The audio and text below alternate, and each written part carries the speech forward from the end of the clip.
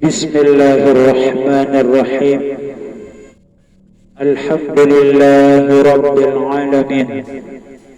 Wassalatu wassalamu ala ashrafil anbiya'i wal mursalin Sayyidina Muhammadin wa ala alihi wa sahbihi ajma'in. Rabbi israh li sadri wa yassir li amri wahlul 'uqdatam min lisani yafqahu qawli. Amma ba'du. Syukur alhamdulillah rabbil alamin. Kita panjatkan, kita haturkan kehadirat Allah Subhanahu wa ta'ala yang telah memberikan kita berbagai macam nikmat, nikmat iman, nikmat Islam, nikmat kesehatan, nikmat kesempatan, sehingga kita bisa berjumpa kembali dalam menyampaikan sebuah doa yang pernah kami temukan dalam sebuah kitab yang sangat berguna sekali bagi kita, khususnya kaum muslimin muslimat dimanapun berada. Doa yang kami maksud itu adalah doa Aji Lembu Sekilan. Dalam kitab tersebut, doa Aji Lembu Sekilan itu adalah merupakan doa yang disusun oleh para wali songo atau yang disebut dengan para Sunan Sembilan yang ada di Pulau Jawa.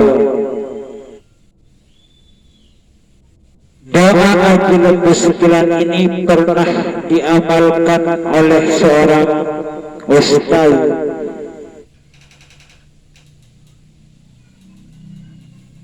dengan penuh keyakinan.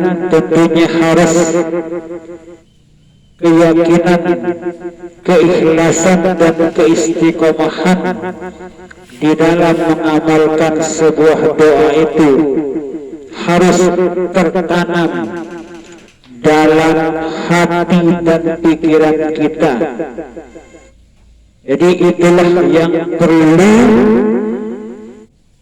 sebelum kita mulai melaksanakan suatu doa yang akan kita amalkan, yang kita masukkan ke dalam zahir dan batin kita, harus niat dan pikiran dibersihkan terdahulu.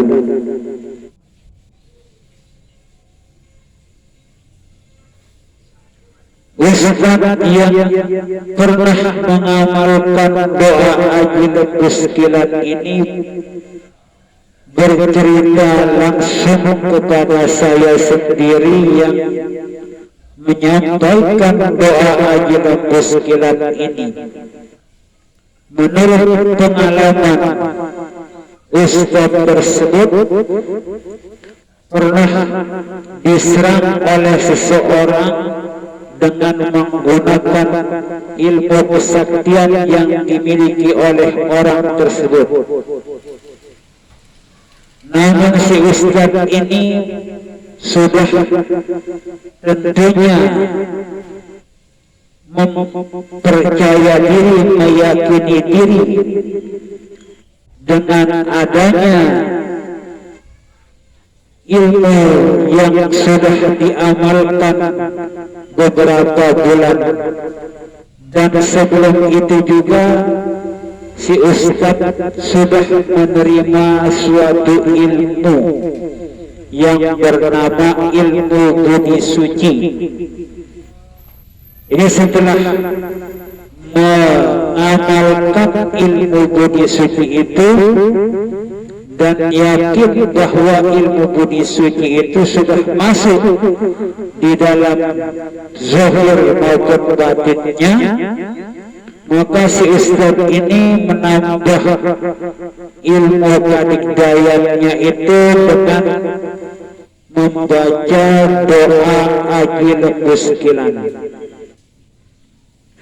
Jadi di saat si ustaz itu diserang oleh seseorang dengan menggunakan ilmu kesaktiannya, si ustaz menggunakan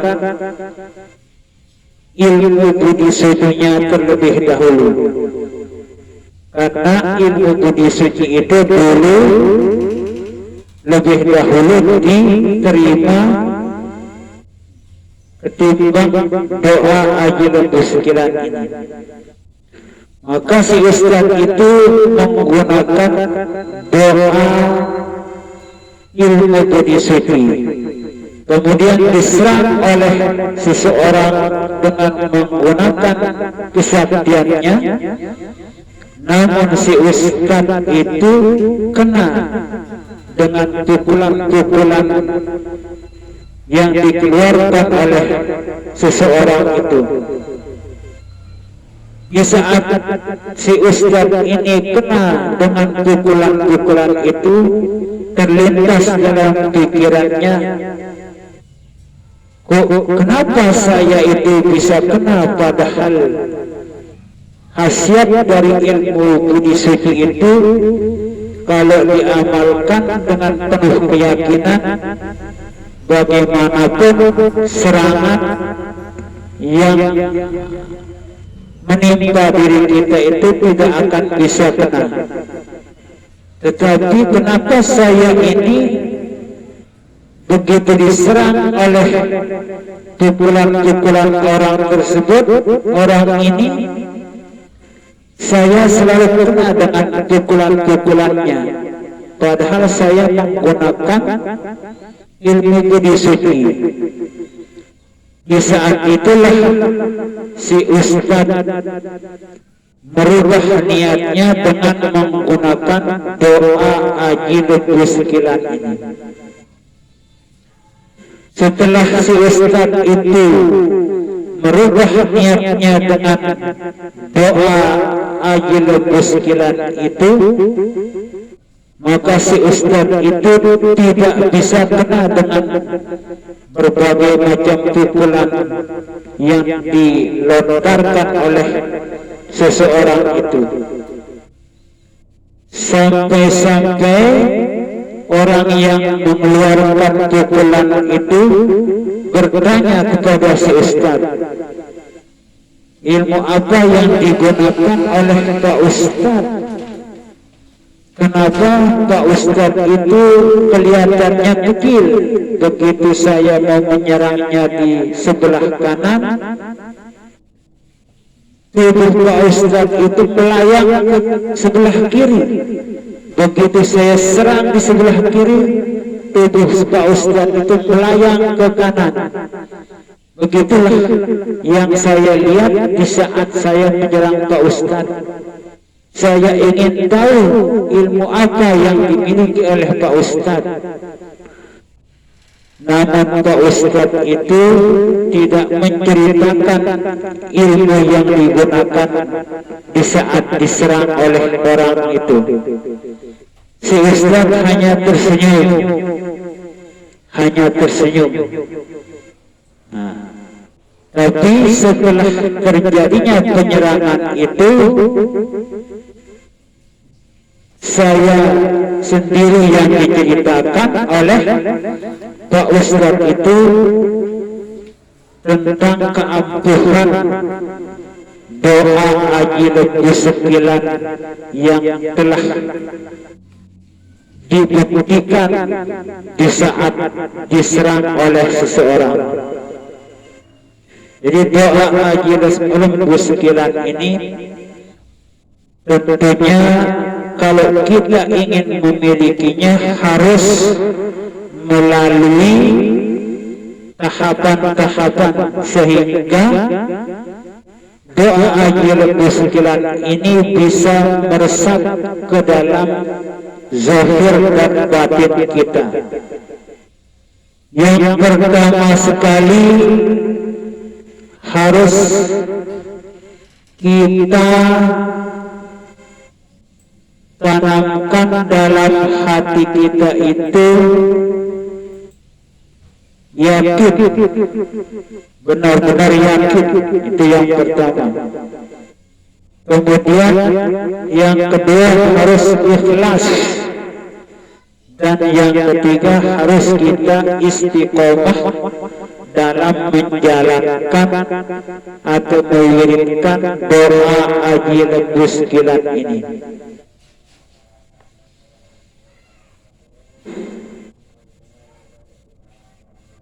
Jadi sebelum kita mengamalkan doa haji lembu sekilan ini, kita perlu tahu bagaimana bacaan doa haji lembu sekilan ini. Jadi kelihatannya agak panjang, namun kalau kita sudah sering membacanya itu pendek, sangat singkat sekali, tidak panjang seperti yang kita lihat pertama kali.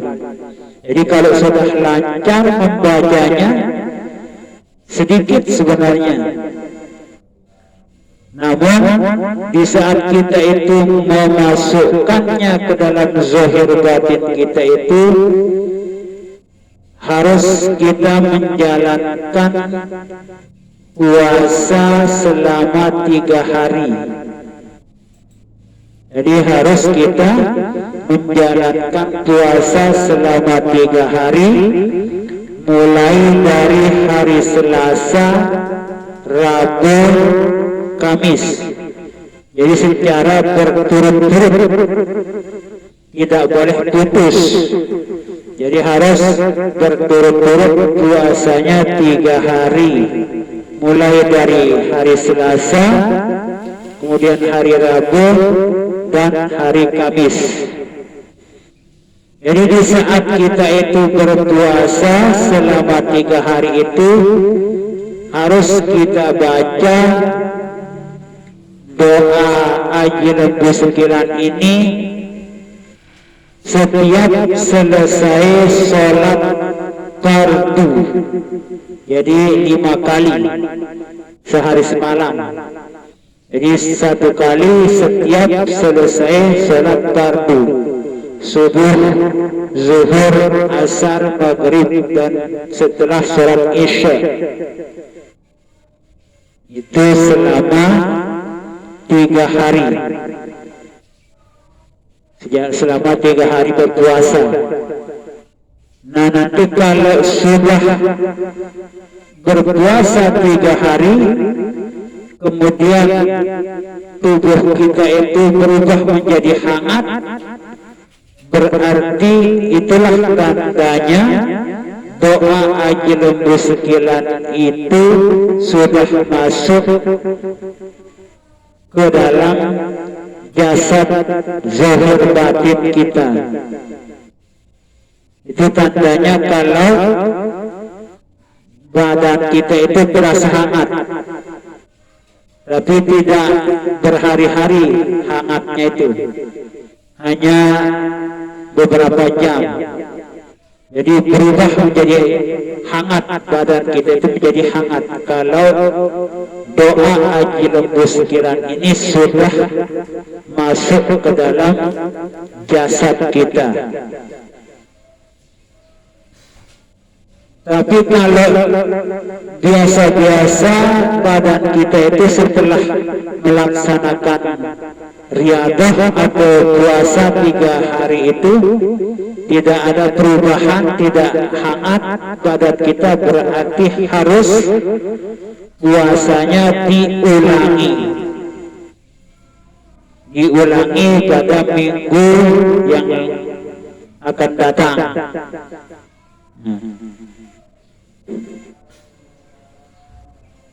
Jadi harus diulangi kalau badan kita itu tidak terasa hangat.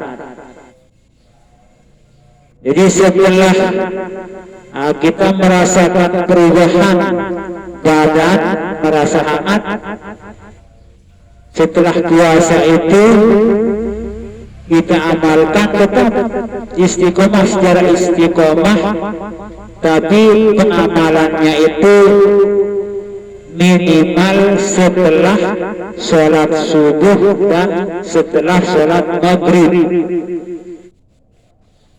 Jadi kalau dalam berpuasa setiap selesai sholat fardu, tapi setelah kita riyadhah, setelah kita puasa 3 hari, kita mengamalkannya bisa setelah selesai sholat subuh dan setelah selesai sholat maghrib, terus menerus, karena agar lebih mantap kekuatan doa ajil lembu sekilan ini di dalam zahir batin kita. Itulah sebabnya kita harus istiqomah.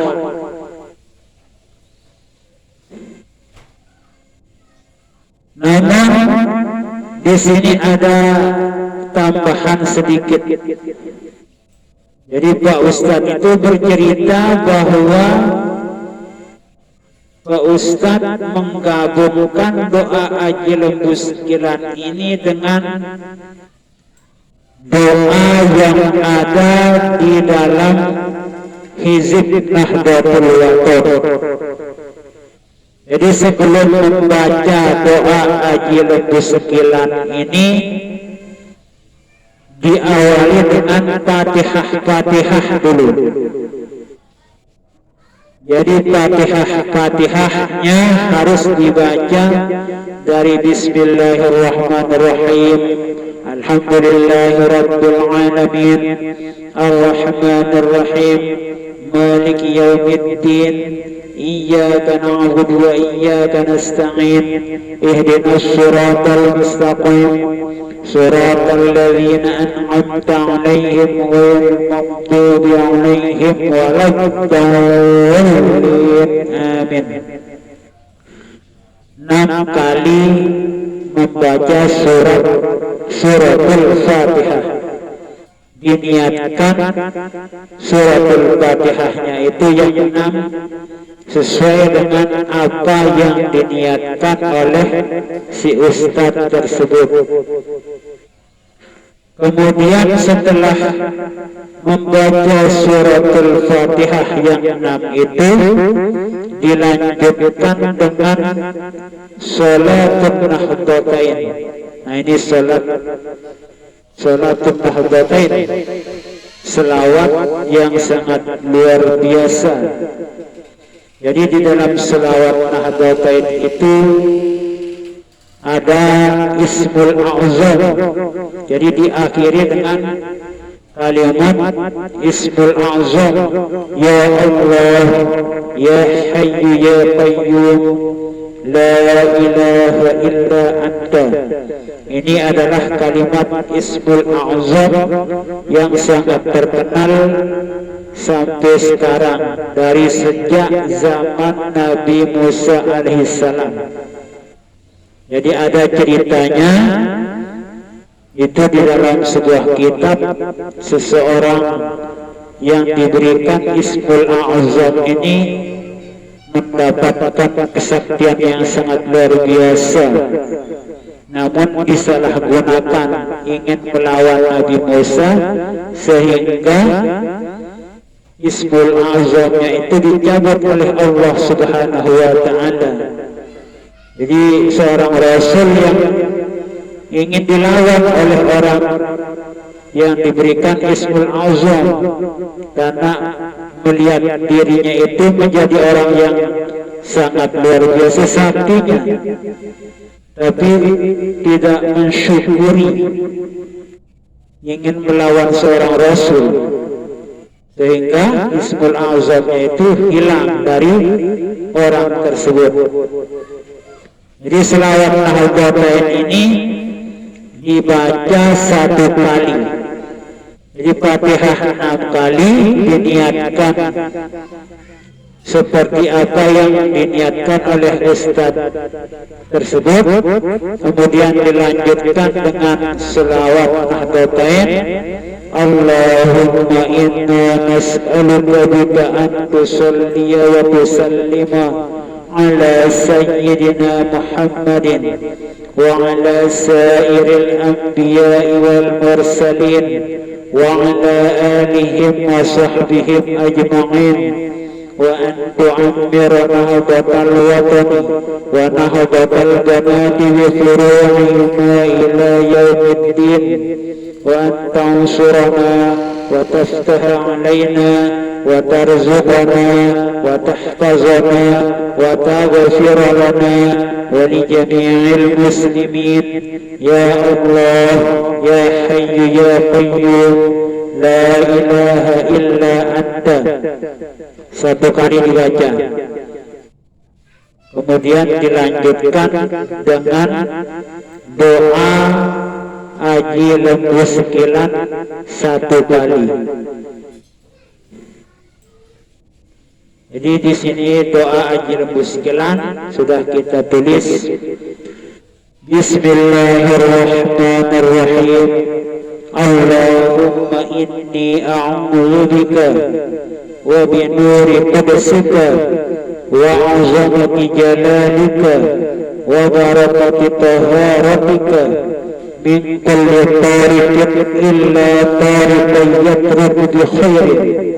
Allahumma anta biyafi fa bika aqusu wa anta iyazi fa bika a'udzu wa anta malahi fa bika aluhu.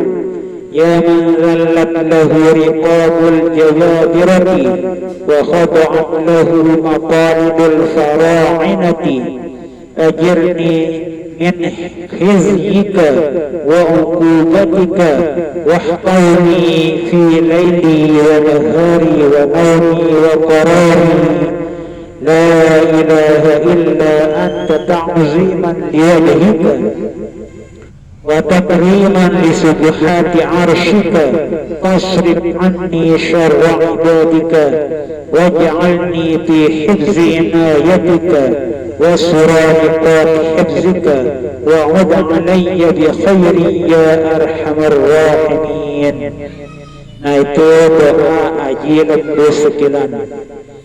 Jadi bagi teman-teman, bapak-bapak, saudara-saudara, para jamaah kaum muslimin muslimat yang berminat mengamalkannya, terutama sekali teman-teman yang sering keluar kampung atau pergi merantau keluar daerah atau keluar negeri. Ini harus untuk mempersiapkan diri. Itu terutama sekali bagi teman-teman yang sering keluar kampung, keluar daerah, keluar negeri untuk mencari nafkah. Sebaiknya mempersiapkan diri untuk menjaga kalau ada pihak-pihak atau orang-orang yang ingin berbuat tidak baik terhadap kita. Jadi harus kita memiliki doa-doa yang perlu kita amalkan untuk penjagaan terhadap zahir dan batin kita. Jadi doa ini adalah doa yang sangat perlu, harus kita punya, khususnya kaum muslimin muslimat yang ada di wilayah Indonesia. Nanti kalau benar-benar sudah masuk ke dalam zahir batin kita, itu bisa kita berikan kepada anak keturunan kita, kepada murid-murid kita kalau kita kebetulan menjadi seorang guru di sekolah, di madrasah. Jadi sampaikan, berikan kepada para murid atau anak keturunan agar mereka juga terhindar dari berbagai macam ancaman yang ingin menzalimi kita. Jadi terima kasih bagi yang sudah mendengarkan atau yang sudah membuka video ini. Kalau kebetulan ada yang kurang paham, bacaannya kurang jelas, silahkan komen di kolom komentar. Silahkan like dan share agar banyak yang memperoleh doa ini.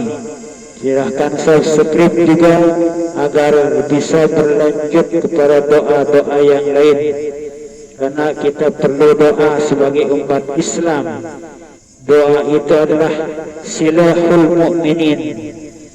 Doa silahul mu'minin. Di dalam sebuah kitab, doa itu adalah senjata bagi orang mukmin, orang Islam dimanapun berada.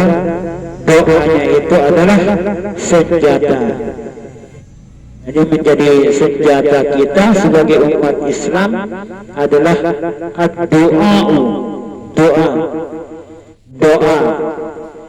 Kita jangan sampai tidak berdoa, karena doa itu memohon kepada Allah Subhanahu wa Ta'ala yang memiliki kebesaran, yang maha sempurna, sempurna kekuatannya, sempurna kebesarannya, sempurna, memiliki sifat yang maha sempurna. Allahu Akbar walillahil hamd. Terima kasih. Sudah jelas apa yang saya sampaikan ini. Mudah-mudahan banyak yang mengamalkan doa yang saya sampaikan, saya tulis lewat video ini. Semoga kita menjadi umat Islam yang selalu terpelihara dari berbagai macam bara bahaya fid dunya wal akhirah. Wallahu a'lam bissawab. Wallahu muwaffiq wal hadi ila sabilir rasyad. Wassalamu alaikum warahmatullahi wabarakatuh.